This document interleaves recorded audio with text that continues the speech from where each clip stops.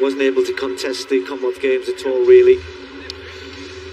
We'll keep you abreast of those field events, of course, as they unfold on the infield. But over to the start of the 100 now for a very high caliber straight sprint, and this could be special. I'll tell you why in a minute. Tamara Clark, 6th in Eugene for the USA, goes here. She's a 200 specialist, actually.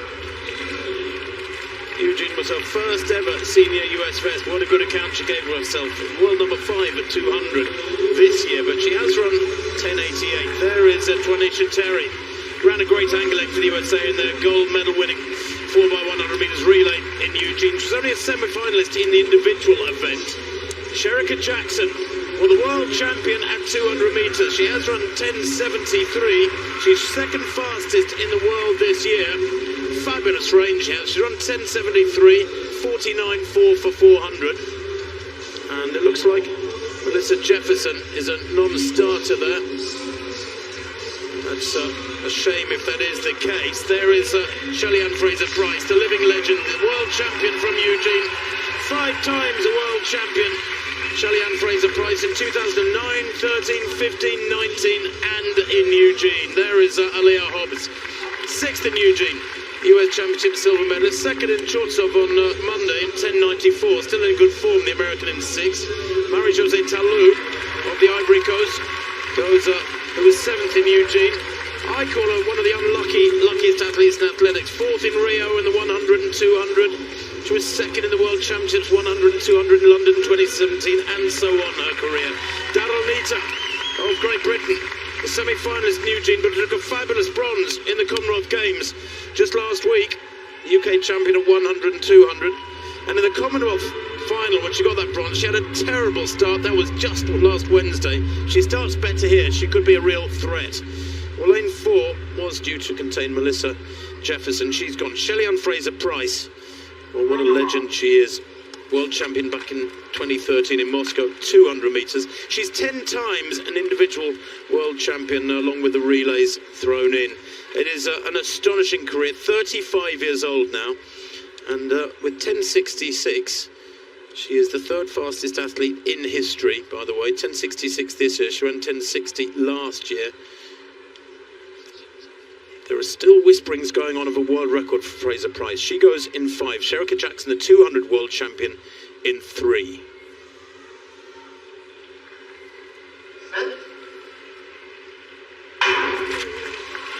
Great start from Fraser Pryce. She's already up there, centre of these 7.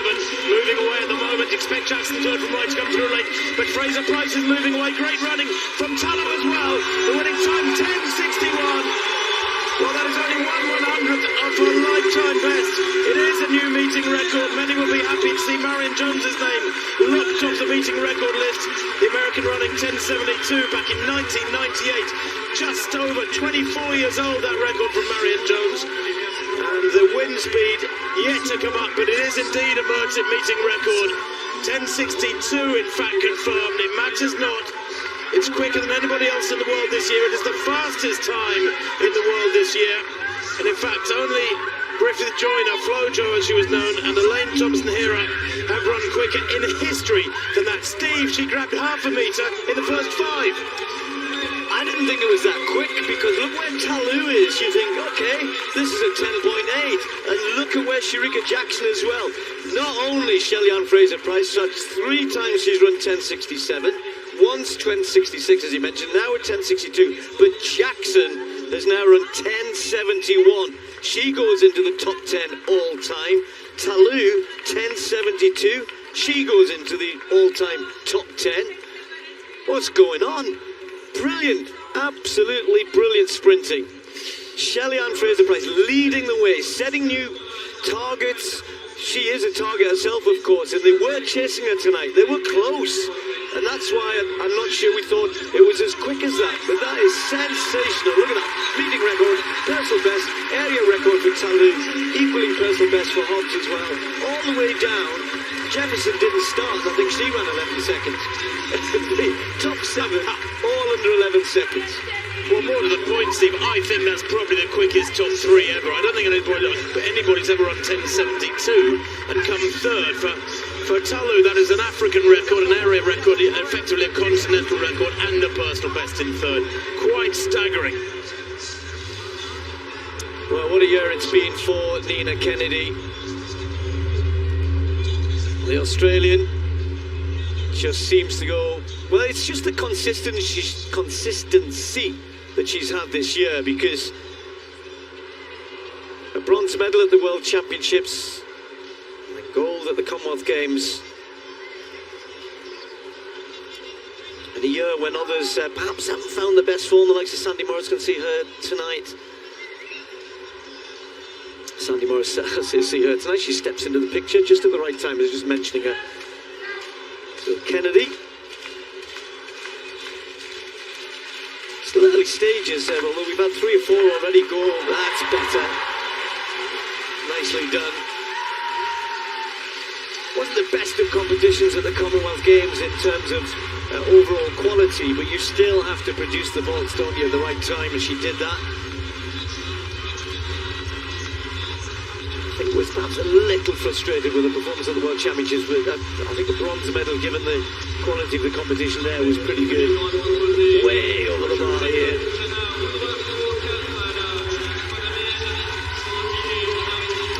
So after a little hiccup with the first attempt at that height, normal service resumes.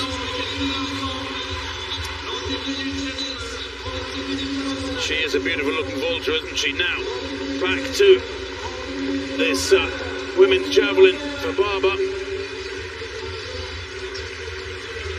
And that from Barber. Better still. 62.90. She opened with a very modest second round throw from her, 58.97.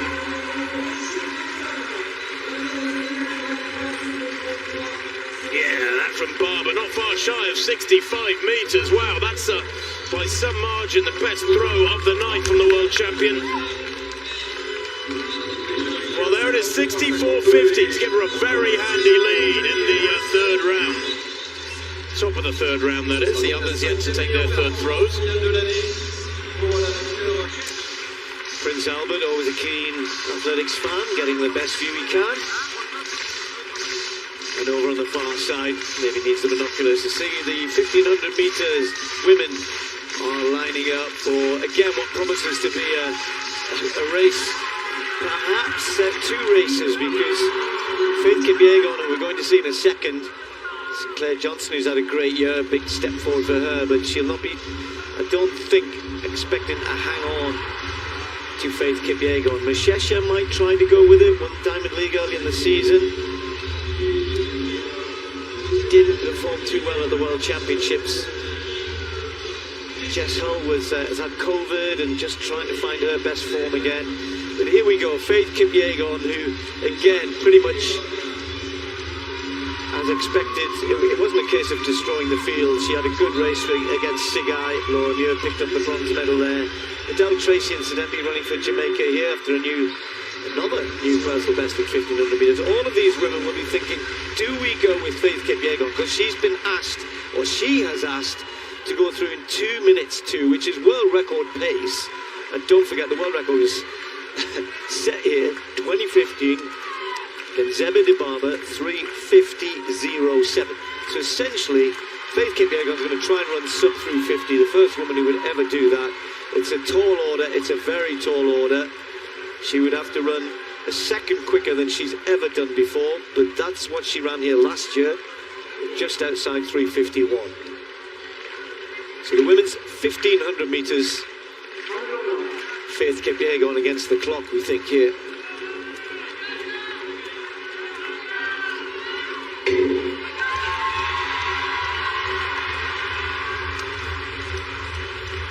Well, the issue if you're going to go that hard and that quick and that fast is having pacemakers who can take it out quick enough and make sure that you can keep that going through 800 metres at the very least. And 2:2 is, you've got to be a decent 800 metre runner to go through at that pace just and then stop, never mind anything else, then to keep going. And Kipyegon's just dropped off perhaps a little bit sensibly, thinking maybe going a little bit quick here.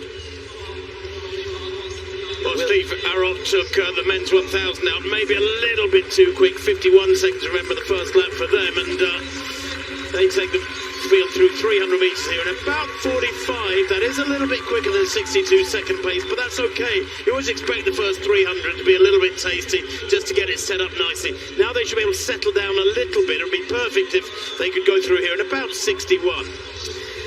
So two 800-metre specialists, although as I said, Adele Tracy just under 60 there, Tim. They've gone a bit too quick for me. You know, even Faith Kipyegon just took her time to get onto the back of them, which was a smart thing to do. She knew it was a bit too quick, could feel how hard that was. She's already got a 15-metre lead on the rest of the pack here. So Faith Kipyegon following. It'll be up to Adele Tracy to at least try and keep this going a bit. With that new 1500-metre personal best, has got some strength, but I'm not sure how far Adele will be able to keep this going. So Wilson and Tracy trying to keep this on world record pace. You can see the lights. Well, you can't on that shot, but we can see them in front of us as they come past with 2 laps to go.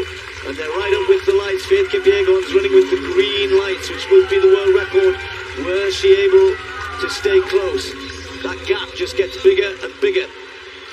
They come around towards 800 metres, 146.3 at 700. Pretty good, almost perfect. 800 metres, 201.64. It is quick, maybe a little optimistic at 61.75 there. The second lap for the pacemakers after 59.89. But Steve Kipyegon is looking strong. I'm not sure I've ever seen her tested like this.